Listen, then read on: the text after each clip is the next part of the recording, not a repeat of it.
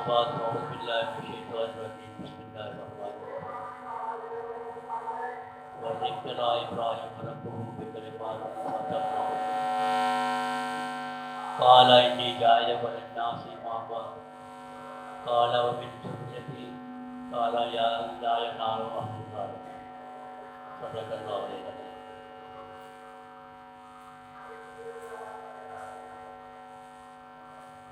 یہ دن حج کا مہینہ چل رہا ہے. پچھلے جمعے میں بھی کچھ بات ہوئی تھی کہ اللہ تعالیٰ نے باتوں میں آزمایا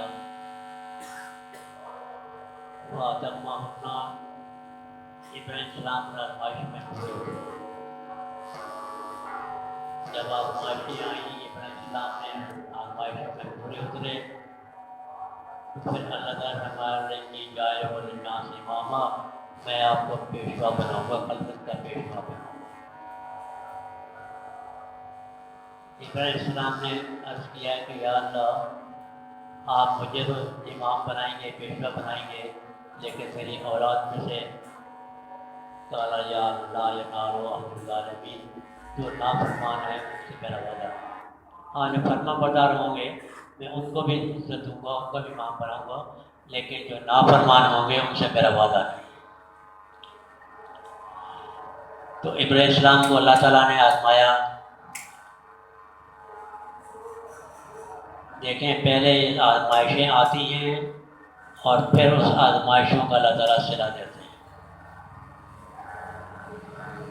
پہلے آزمائشیں آتی ہیں اور پھر آزمائشوں کا اللہ تعالیٰ صلہ عطا فرماتے ہیں. اللہ تعالیٰ کی ایک سنت ہے کہ پہلے آزماتے ہیں اور پھر جب انسان اس میں پورا اترتا ہے آزمائشوں میں تو پھر ان کو وہ انعام بھی ملتا ہے. اس آزمائشوں میں انعام ملتا ہے. ہر دور میں ایسا ہوا اور آج بھی ایسا ہی ہے. حقیقت بھی ایسے میں ہونا بھی چاہیے کہ جب تک انسان کو آزمایا نہ جائے گا پتہ نہیں یہ کیسا ہے کیسا نہیں ہے.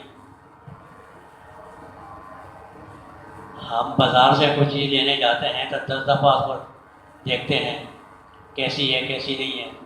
اگر 10 روپے کا مٹکا بھی لینے جائیں تو 10 دفعہ ٹھوک بھی جا کے دیکھتے ہیں کہ ٹوٹا ہوا تو نہیں ہے خراب تو نہیں ہے اور پھر اس کے بعد خریدتے ہیں. اسی طرح اللہ تعالیٰ جب کسی کو نعمت دیتے ہیں تو پہلے آزماتے ہیں اور پھر اس کے بعد اس کو نعمت ملتی ہے. ان مع العسر یسرا اللہ نے پہلے سختی کا لفظ فرمایا. پہلے سختی آئے گی اس کے بعد پھر نرمی آئے گی. ان مع العسر یسرا پہلے انسان کو سختی آئے گی پھر. تو ابراہیم السلام کو بھی اللہ تعالیٰ نے آزمایا. پہلی آزمائش کہ بڑھاپے میں اللہ تعالیٰ نے اولاد تھی 80 سال کی عمر میں. جب ابھی اولاد پیدا بھی نہیں ہوئی تو اس کو حکم ہوا کہ ان کو چھوڑو. ابراہیم السلام اونٹنی پہ سوار پیدل چل رہے ہیں. آگے ابراہیم السلام جا رہے ہیں. بی بی ہاجرہ اونٹنی پہ سوار ہیں اور جب راستے میں کہیں سبزی آتی کوئی کھیتی باڑی آتی ہے کہ پانی ہوتا تو السلام فرماتے کہ یہاں ان کو اتار دو. ابراہیم السلام فرماتے یہاں نہیں. چلتے یہاں جب آج کل بیت الشریف ہے یہاں آ کے حکم ہو یہاں اتارو. اس وقت یہاں کوئی چیز نہیں تھی. کوئی سبزہ نہیں تھا کوئی انسان نہیں تھے کوئی پانی نہیں تھا کوئی چیز نہیں تھی.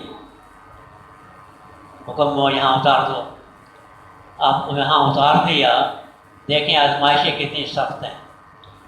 بی بی صاحب کا گھر والے کو حاملہ ہے بچہ پیدا ہونے والا ہے اور ایسی جگہ پہ اتار رہے ہیں جہاں پانی کا نام و نشان نہیں ہے کوئی درخت نہیں ہے سایہ نہیں ہے وہاں ان کو اتار رہے ہیں. اور پھر اس سے باوجود بھی بات کرنے کی اجازت نہیں تھی کہ کم از کم اپنی بیوی کو تسلی دے دیتے کہ آپ یہاں رہیں اللہ تعالیٰ ہمارے پاس حفاظت فرمائیں گے یہاں پانی کا بند ہو جائے گا. اپنی بیوی کو تسلی دیتے لیکن بات کرنے کی بھی حکم نہیں ہے کہ بات بھی نہیں کریں. بی بی صاحب نے حضرت صاحب سے پوچھا کہ آپ ہمیں کس کے حوالے کر کے چھوڑ رہے ہیں. یہاں نہ پانی ہے نہ کوئی چیز ہے آپ کہاں کہہ چھوڑ رہے ہیں. تو اتنا کہنے کا تو حکم نہیں تھا کہ میں اللہ کے واسطے. بی بی صاحب نے کہا کہ آپ اللہ کے حوالے کر کے جاتے ہیں. بلند سے سر مبارک لایا کہ ہاں اللہ مبارک، یعنی زبان سے بات کرنے کا اجازت نہیں تھی۔ جب پہاڑوں سے واپس ہوئے ان کو وہاں اتارا، پہاڑوں سے آگے گئے تو پھر اللہ کے سامنے ہاتھ اٹھائے، پھر اللہ کے سامنے ہاتھ اٹھائے کہ یا اللہ میں نے اپنے گھر والوں کو ایسی جگہ پہ ڈالا، اتنا بیت غزیر ذرہ میں ایسے وادی میں اتار کے آیا ہوں وہاں کوئی چیز نہیں ہے، وہاں آبادی نہیں ہے، درخت نہیں ہے، سایہ نہیں ہے، پانی نہیں ہے، کوئی چیز نہیں ہے۔ تو پھر جب اللہ نے اللہ کے سامنے ہاتھ اٹھائے، آزمائش جہاں اللہ نے کہا تھا وہاں اتارا، اور اللہ نے پھر ہم کے دعا قبول فرمائی۔ اللہ نے دعا قبول فرمائی کہ اس ابراہیم علیہ السلام کے پاؤں کے ایڑیوں کے نیچے سے پانی چشمہ جاری ہوا، اور بی بی ہاجرہ پانی کی تلاش میں آبادی شاہ میں کبھی صفا پہ جاتی ہیں، کبھی مروہ پہ جاتی ہیں، کبھی صفا پہ جاتی ہیں، کبھی مروہ پہ، 7 چکر لگائے انہوں نے، اور اللہ کو یہ ادا اتنی پسند آئی۔ لیکن اللہ کو بعض چیزیں انسان کی، جانوروں کے بعض چیزیں ایسی پسند آتی ہیں کہ اللہ کو ان کو بہت پسند آتی ہیں۔ بی بی ہاجرہ کا یہ دوڑنا، صفا مروہ کے بیچ میں چکر لگانا اللہ کو اتنا پسند آیا کہ اللہ نے قیامت تک کے لیے یہ سنت بنا دی کہ جو بھی حاجی وہاں عمرہ کرنے جائے گا یا حج کرنے کے جائے گا، جب تک صفا مروہ کے بیچ میں 7 چکر نہیں لگائے گا نہ اس کا حج قبول ہوگا نہ عمرہ۔ یہ سنت بنا دی قیامت تک انسانوں کے لیے، ایک دن کی 2 دن کے لیے نہیں، قیامت تک کے لیے سنت بنا دی کہ جو بھی وہاں جائے گا وہ 7 چکر لگائے گا، جب تک 7 چکر نہیں لگائے گا اس کو نہ حج عمرہ قبول نہ حج عمرہ ہوگا۔ اور اسماعیل علیہ السلام کے پاؤں میں سے، ایڑی میں سے اللہ نے چشمہ جاری کر دیا، اور چشمہ بھی ایسا پانی کہ اس وقت سے ابراہیم علیہ السلام کے زمانے سے لے کے اور آج تک وہ چشمے سے پانی جاری۔ ہم کنواں نکالیں 2 سال کے بعد پانی ختم ہو جاتا ہے، روٹر لگائیں تو پانی نیچے چل جاتا ہے، کبھی اوپر آ جاتا ہے، اور 2-4 سال کے بعد کنواں بند ہو جاتا ہے، پانی نہیں نکلتا۔ لیکن اس میں سے اتنا پانی نکل رہا ہے، اس وقت سے لے کے آج تک اتنا نکل رہا ہے کہ کبھی کسی نے شکایت نہیں کی پانی نہیں ملا۔ اور روز پھر دیکھیں کہ روز کتنا پانی استعمال ہوتا ہے۔ ہمارے کنویں میں لگائیں گے تو محلے والے، گوٹ والے پانی پئیں گے، وہاں پوری دنیا کے لوگ آتے ہیں اور پیتے بھی ہیں اور ساتھ بھی لے کے جاتے ہیں، اور پھر آج تک اس پانی میں کمی نہیں ہوئی، جتنا ہے اتنا ہی نکلتا ہے، پتہ نہیں پانی کہاں سے آتا ہے۔ ہاں یہ اور بات ہے کہ بعد میں نیچے سے دیکھا جائے تو 3 پتھر لگے ہوئے ہیں، 2 ایسے ہی سامنے پتھروں میں سے اللہ نے پانی نکالتا ہے، پانی نکلتا ہے۔ آج کا تو انہوں نے اوپر سے وہ بند کر دیا بالکل، پہلے شیشہ لگایا تھا، شیشہ ہی بند کر کے بالکل بند کر دیا ہے، اوپر سے طواف کرنے کی جگہ بنا دی ہے، تو اتنا پانی نکلتا ہے۔ پھر اللہ نے اس پانی میں شفا رکھی ہے، آپ جس نیت سے پانی پئیں گے اسی نیت کا وہ پھل ملے گا۔ اگر آپ بھوک لگی ہے، بھوک کے نیت سے پانی پئیں گے تو آپ کی بھوک مٹے گی، اگر آپ پیاس کے نیت سے پانی پئیں گے تو پیاس مٹے گی، اگر آپ شفا کے نیت سے پانی پئیں گے تو شفا ملے گی۔ جس نیت سے پانی ملیں گے وہ یہاں سے اس پانی پئیں گے، وہاں سے پانی ملے گی۔ اور پھر اللہ نے اس میں برکت اتنی رکھی ہے کہ سارا پانی کا حکم ہے کہ بیٹھ کر پیو، اور پھر انسان میں پیو، بیٹھ کر پیو۔ اور صاحب زمزم کا حکم ہے کہ کھڑے ہو کے پیو۔ سارا پانی ہم یہاں حکم ہے کہ بیٹھ کر پیو، لیکن زمزم کا حکم ہے کہ کھڑے ہو کر پیو، اور اتنا پیو کہ تمہارے گلے تک پانی آ جائے، اتنا پیو۔ باقی پانی بیٹھ کے پینے کا ہوگا، لیکن یہ پیغمبر کی ایڑیوں میں سے اللہ نے پانی نکالا تھا، اس لیے اس کو کھڑے ہو کر پیو، پیغمبر کا پانی تھا۔ اللہ کی ادا اتنی پسند آئی، لیکن ادائیں اللہ کو بہت پسند آتی ہیں۔ بی بی ہاجرہ کی ادا پسند آئی تو اللہ نے صفا مروہ کے بھی میں سنت بنا دیا۔ سلیمان علیہ السلام کو چیونٹی سے مخاطب ہوئے، سلیمان علیہ السلام جا رہے تھے کہ چیونٹی نے کہا، اپنے چیونٹی سے کہا وہ بیٹے کو اپنے بلوں میں گھل جاؤ، سلیمان علیہ السلام آ رہے ہیں، ہو سکتا ہے اس کے لشکر کے نیچے وہ لونگے تم کو پتہ بھی نہیں پڑے تو اس کی کوشش کر دیا گیا۔ اللہ کو چیونٹی کی زبان اتنی پسند آئی، اللہ نے قرآن میں پوری ایک سورت نمل کے نام سے، سورت نمل، پوری سورت اس چیونٹی کی ادا اللہ کو اتنی پسند آئی کہ اللہ نے پوری ایک سورت قرآن میں بنا دی۔ تو اللہ کو جو چیز پسند آتی ہے اللہ اس کی قدر بھی کرتے ہیں، بس اللہ اس کی قدر کرتے ہیں۔ تو بہرحال ابراہیم علیہ السلام یہ آزمائش ہو گئی، بڑے ہوئے، تھوڑے بڑے ہوئے تو آزمائش اور شروع ہو گئی کہ اب اس کو ذبح کرنے کا قربانی دو. رات کو خواب میں حکم ہوا اچھی چیز کا اپنی سب سے پسندیدہ چیز ہے اس کو قربانی. ابراہیم نے 100 اونٹ دیے. دوسری رات پھر بھی ہوا, پھر بھی 100 اونٹ دیے. تیسری رات پھر حکم ہوا تو پھر سمجھے کہ اونٹ کی قربانی نہیں, اللہ کو اور ہی قربانی مانگتے ہیں. اسماعیل علیہ السلام سے مشورہ کیا کہ بیٹے میں نے خواب میں دیکھا کہ میں تم کو ذبح کرتا ہوں. بیٹے نے فرمایا ابا اگر آپ نے خواب میں دیکھنا تو ٹھیک ہے, صابرہ میں صبر کرنے والا تو آپ مجھے پائیں گے, ان شاء اللہ آپ سے آپ ابراہیم علیہ السلام اس کو لے کے جا رہے ہیں قربانی کرنے کے لیے. گھر والوں کو نہیں بتایا, ماں کو نہیں بتایا, لیکن لے کے جا رہے ہیں.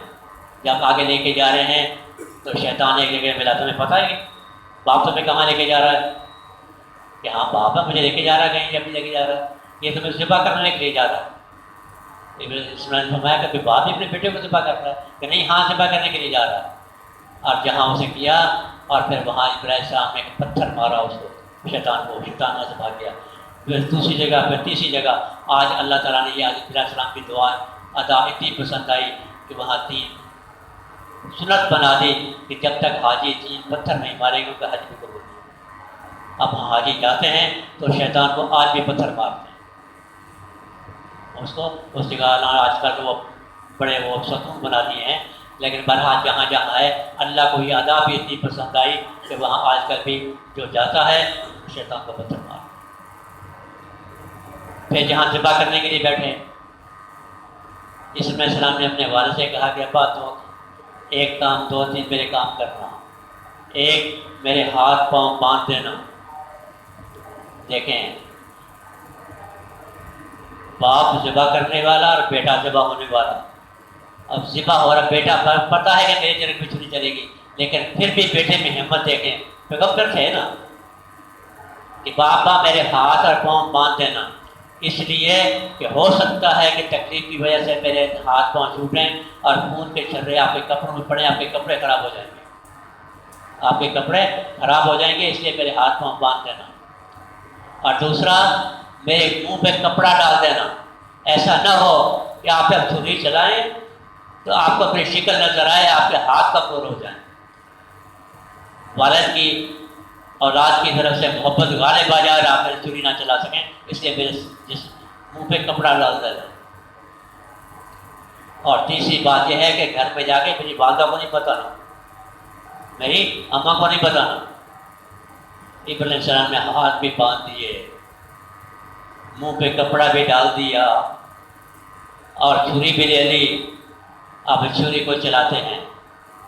اللہ اکبر, اب چھری کاٹتی نہیں ہے. ابراہیم السلام نے ان کو زور سے پڑھا کہ میں تو گھر سے تیز کر کے لایا تھا, اب تو کاٹتے کیوں نہیں ہے؟ چھری نے کہا آپ کو حکم ہے کاٹو, اور مجھے حکم ہے کہ ابراہیم السلام کا ایک بال بھی نہیں کاٹنا. آپ اپنا کام کریں, میں اپنا کام کرتا ہوں. آپ اپنے رب کا حکم مانتے ہیں, میں اپنے رب کا حکم مانتے ہیں. آپ کو حکم ہے ذبح کاٹو, ذبح چھری چلاؤ, اور مجھے حکم ہے مت کاٹو. میں اپنا کام کرتا ہوں, آپ اپنا کام کرتے ہیں. اللہ تعالیٰ نے دمبے کو جنت سے دمبا بھیجا, ابراہیم السلام نے دمبے کو ذبح کیا.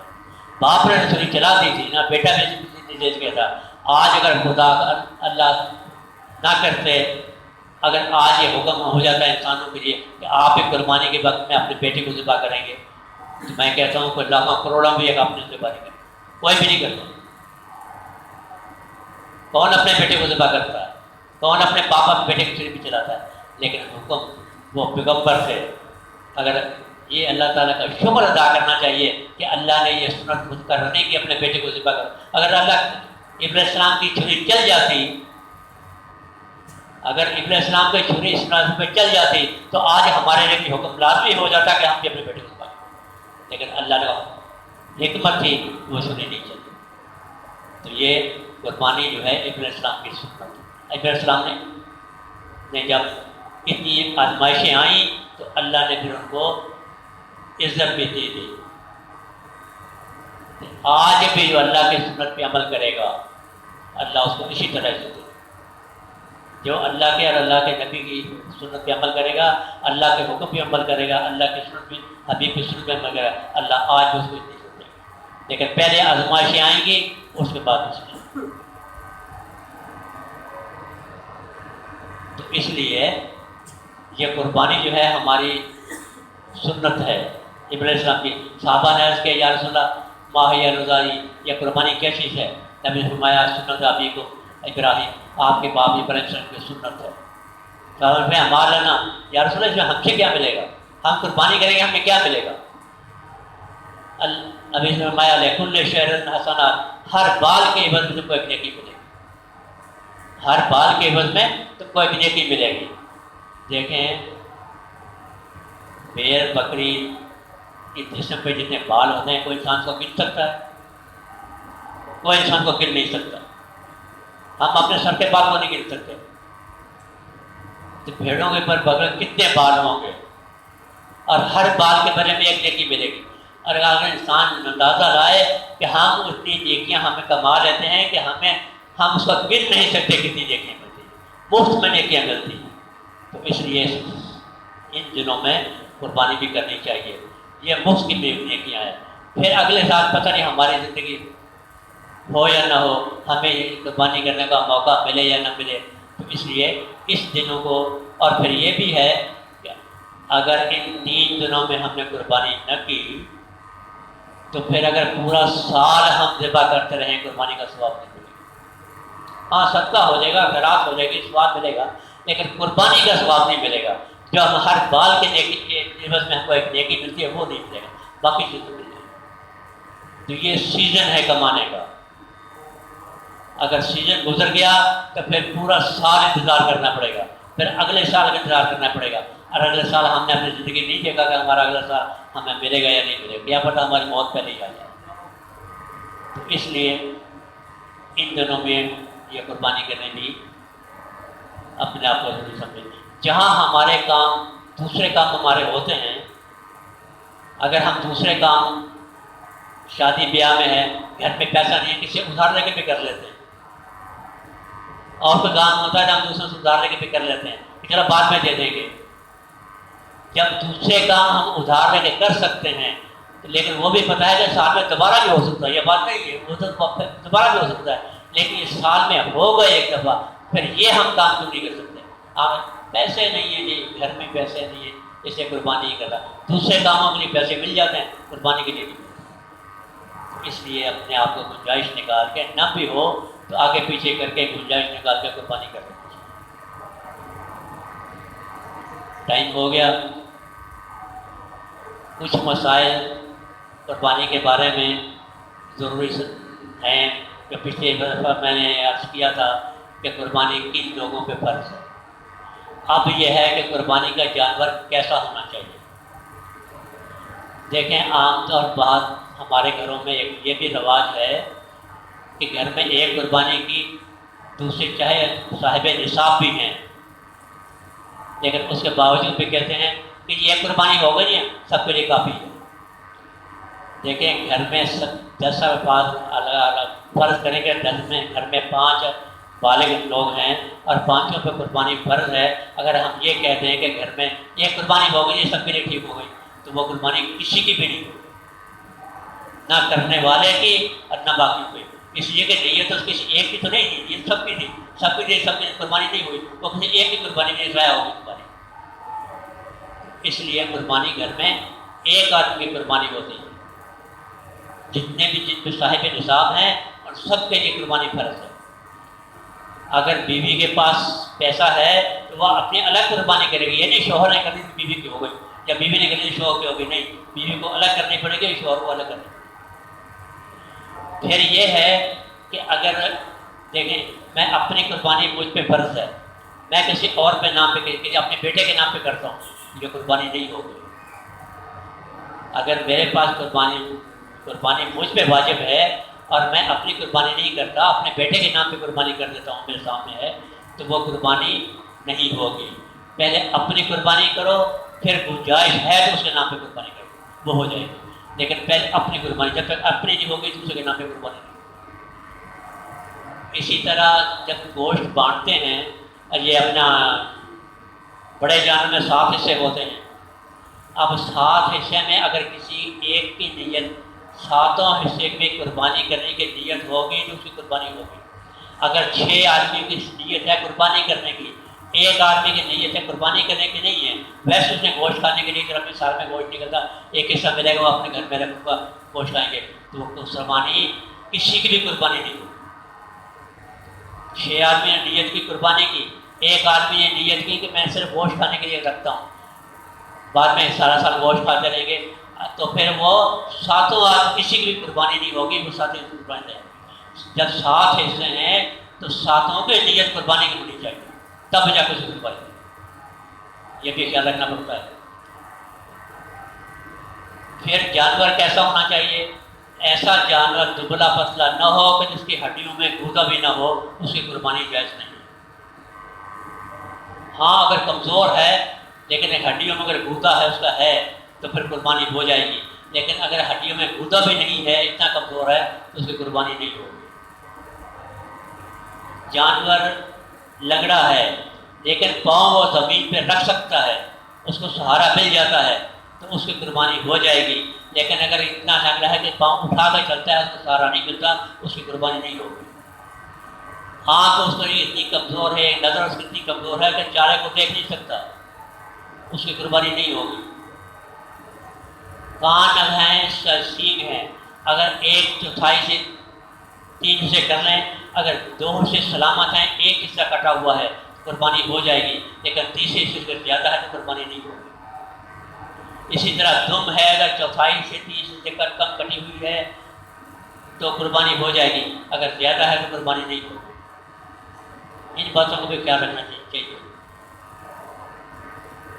اتنا کمزور جانور ہے کہ اس کو اٹھا کے ہم جہاں ذبح کرتے ہیں وہاں تک چل کے نہیں جا سکتا، اٹھا کے لے کے جاتے ہیں، ایسے جانور کی قربانی جائز نہیں ہے. ان کے علاوہ باقی جو قربانی جائز ہیں وہ قربانیاں جائز ہیں. اللہ تعالیٰ توفیق دے کہ قربانی کرنے کی توفیق ہے.